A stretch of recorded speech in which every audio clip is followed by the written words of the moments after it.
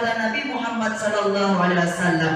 Di dalam hadis muhtar di situ dijelaskan, barang siapa yang berselawat kepada Nabi Muhammad sallallahu alaihi wasallam akan satu kali selawat, kata Allah menulis oleh Allah akan 10 kebaikan dan diampuni oleh Allah akan 10 keburukan dan dinaiki oleh Allah akan 10 derajat dari kita.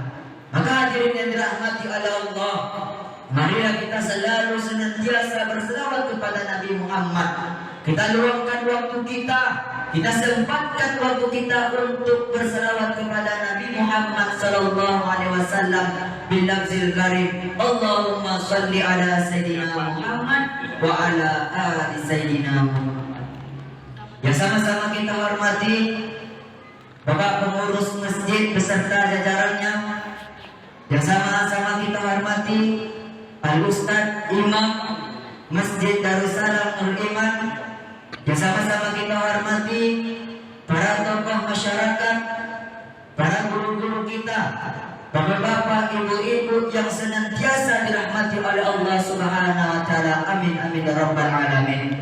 Baiklah, pada malam hari ini judul tausiah kita yaitu berjudul tentang hamba-hamba yang dicintai oleh Allah Subhanahu wa taala.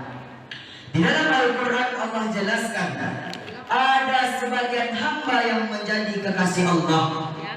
Penyebabnya karena memiliki sifat yang terpuji dan taat kepada Allah Subhanahu wa taala. Tentunya kita semua ingin menjadi hamba-hamba yang dicintai oleh Allah. Maka pada malam hari ini kita akan menjelaskan ciri-ciri orang yang dicintai oleh Allah. Yang pertama adalah orang-orang yang sabar. Sabar merupakan tanda orang yang beriman. Di dalam sabar pasti ada iman, dan di dalam sabar juga ada syukur. Ketika Allah timpakan musibah kepada kita, apa yang kita lakukan?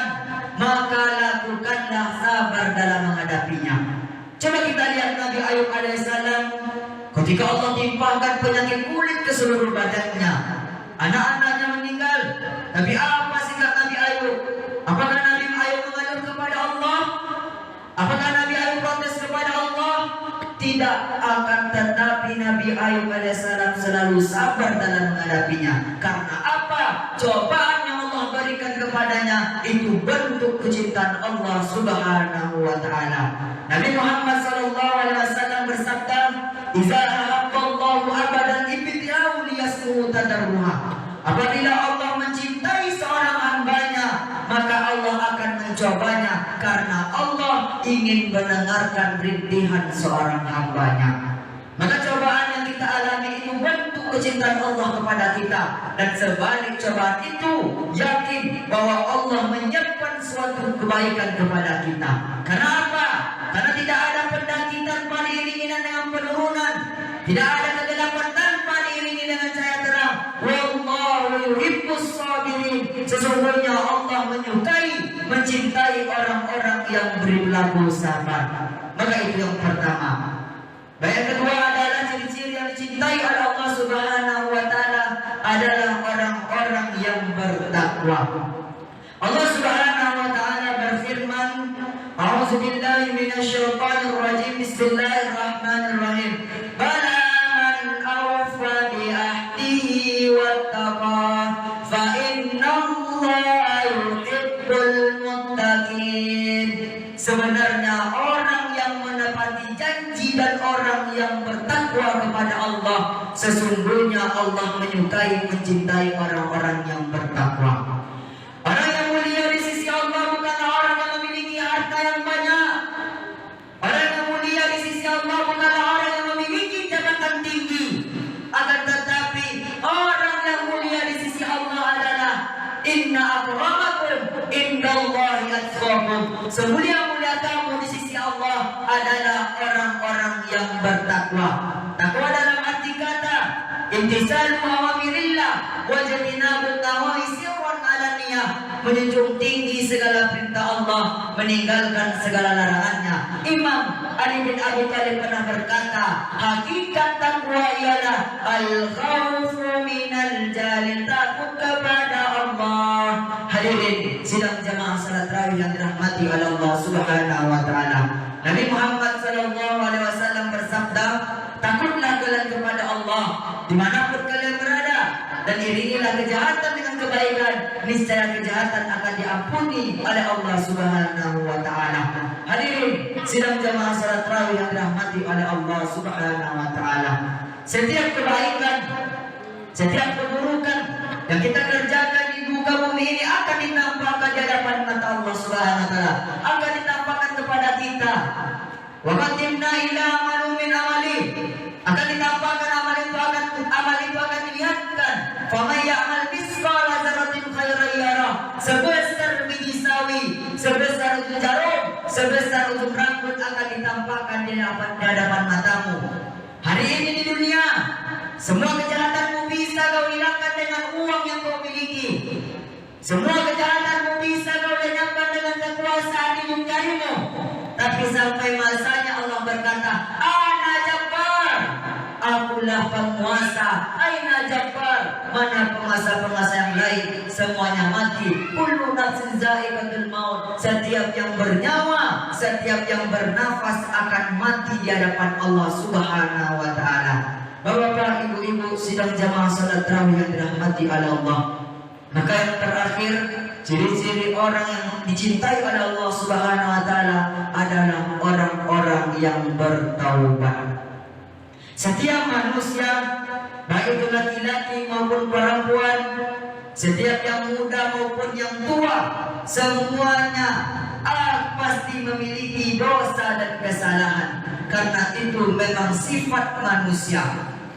Maka di bulan Ramadan inilah peluang kita, peluang terbesar kita untuk meminta ampun kepada Allah, untuk bertaubat kepada Allah. Karena apa?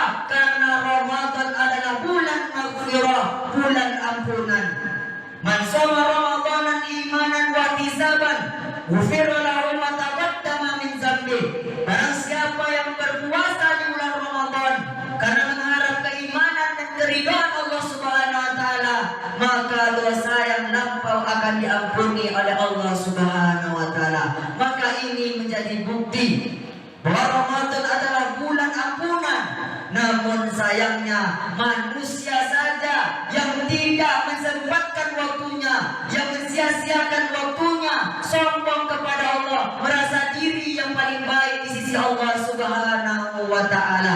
Hadirin yang dirahmati oleh Allah, sesungguhnya Allah tidak mengampuni bagi dosa yang menserikatkannya, akan tetapi Allah mengampuni bagi hamba-hambanya yang ingin bertaubat kepada Allah Subhanahu wa taala. Taubat apa? Yaitu taubat nasuha, taubat sebenar-benarnya. Taubat diambil dari kata taba, yang artinya kembali ke jalan Allah Subhanahu wa taala. Allah berfirman, "Ya ayyuhallazina amanu tubu ilallahi taubatan nasuha." Hai orang-orang yang beriman, bertaubatlah kalian kepada Allah akan taubat yang sebenar-benarnya. Maka hadirin yang dirahmati oleh Allah, selagi Allah berikan kesempatan hidup kepada kita, jangan pernah kita sia-siakan kesempatan itu. Kalaulah ajal datang kepada kita, kita pasti merasa menyesal. Karena apa? Lihat saudara-saudara kita yang telah mendahului kita, yang saat ini yang berada di dalam kuburan. Mereka berkata, "Rabbana abasarna." Wahai Tuhan kami telah melihat azabmu, wasami'na, dan kami telah mendengarkan azabmu, farji'na, kembalikanlah kami, na'mal sholihan, niscaya kami akan beramal soleh. Maka hadirin yang dirahmati oleh Allah, kesempatan itu masih datang kepada kita, mari kita laksanakan. Marilah kita selalu bertaubat kepada Allah Subhanahu wa taala. Setelah selesai salat, kita membaca doa, Allahumma ja'alna minat tawwabin. Ya Allah, jadikanlah kami orang-orang yang bertaubat. Wa ja'alna minal mutatahhirin, dan jadikanlah kami orang-orang yang suci. Wa ja'alna min ibadika sholih, dan jadikanlah kami orang-orang yang saleh. Mungkin hadirin yang dirahmati oleh Allah, mungkin ini saja bisa saya sampaikan. Lebih dan kurang saya mohon maaf. Semoga bermanfaat bagi kita semua, terutama bagi diri saya pribadi. Wabillahi taufiq wal hidayah.